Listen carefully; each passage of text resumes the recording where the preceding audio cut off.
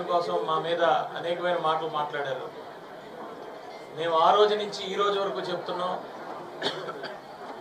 Steel plant కోసం పవన్ కళ్యాణ్ గారు కట్టుబడి ఉన్నారని చాలా క్లారిటీగా చెప్పాం.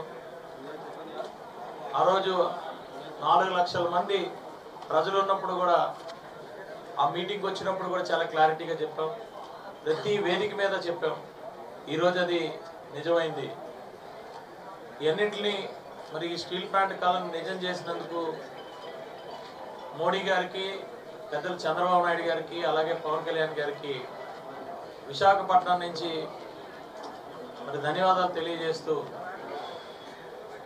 వైఎస్ఆర్సీపీ పార్టీ ఆడిన నాటకాలు 5 సంవత్సరాలు మరి ప్రజలందరూ అర్థం చేసుకున్నారు. కాబట్టి మాకు కూటమి ప్రభుత్వానికి ఓటు వేసి విశాఖపట్నంలో అత్యంత మెజారిటీ ఇవ్వడం జరిగింది.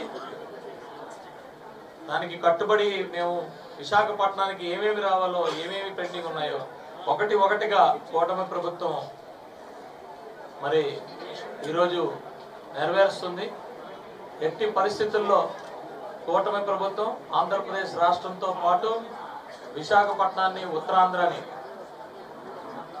ఎప్పుడు కూడా బ్రహ్మాండంగా చూసుకుంటుందని తెలియజేస్తూ, ఇంకా అనేకమైనవి ఉన్నాయి. పెద్దలు పంతాల రామకృష్ణ గారు కూడా పోరాటం చేసిన సుజల శ్రవంతి కూడా త్వరలోనే అది కూడా చాలా సహకారం అవుతుంది. ఎందుకంటే ఈ సంవత్సరంలోనే